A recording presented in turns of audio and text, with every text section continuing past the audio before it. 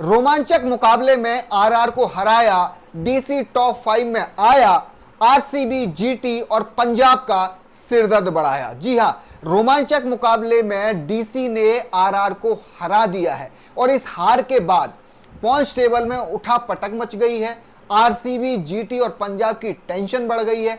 Tension क्यों बढ़ गई है वो मैं आपको बताऊंगा, लेकिन उससे पहले बता दूं कि डीसी ने एक रोमांचक मुकाबले में आरआर को हरा दिया है। हार के बाद थोड़ी सी मैच में बहस भी हुई, थोड़ी सी कंट्रोवर्सी भी हुई संजू सैमसन के आउट को लेके, लेकिन इन सब बातों से अलग हट जाइए, पॉइंट्स टेबल पर वापस आइए। और पॉइंट्स टेबल पर आना इसलिए जरूरी है क्योंकि अब डीसी टॉप 5 में आ गया है। इस वजह से आरसीबी, जीटी और पंजाब की टेंशन बढ़ गई है। इन तीनों टीमों की टेंशन क्यों बढ़ी है वो मैं आपको बताता हूं। देखिए, अगर आप पॉइंट्स टेबल देखेंगे तो आपको समझ में आएगा कि अब जो डीसी है उसके 2 मुकाबले बचे हुए हैं, उनके 12 पॉइंट हो गए हैं। अगर डीसी अपने दोनों मुकाबले जीतता है तो उसके 16 पॉइंट हो जाएंगे और 16 पॉइंट होने के बाद उसके प्लेऑफ्स में पहुंचने के चांस भी बढ़ जाएंगे।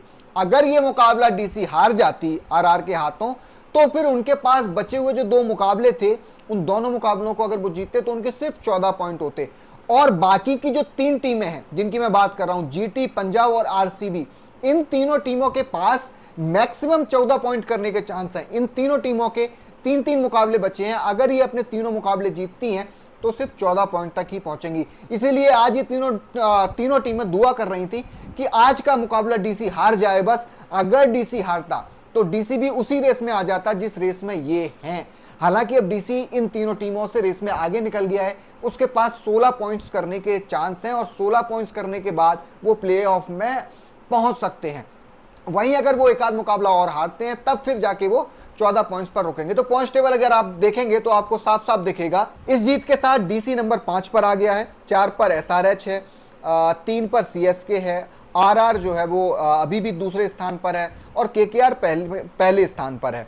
अब अगर आप देखेंगे पॉइंट्स टेबल तो यहां पर आपको सीएसके, एसआरएच, डीसी और एलएसजी, इन चारों टीमों के 12-12 पॉइंट नजर आएंगे। इसके बाद अब नीचे 4 टीमें देखेंगे तो उनके 8-8 पॉइंट हैं। हालांकि एमआई इस रेस से बाहर हो चुकी है, बाकी की 3 टीमें अभी इस रेस में हैं।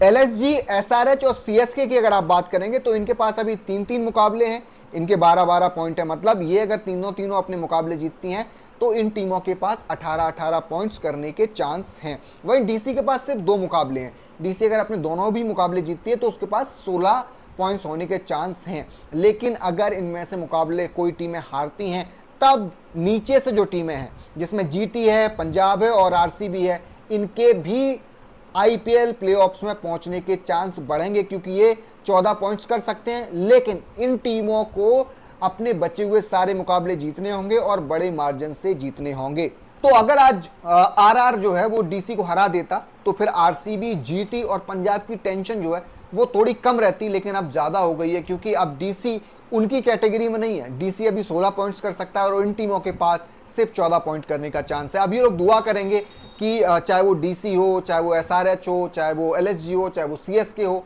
ये टीमें अपने 2-2 कम से कम मुकाबले हारें, तब जाके कहीं पर पंजाब, जीटी और आरसीबी के प्लेऑफ में पहुंचने के चांस हैं।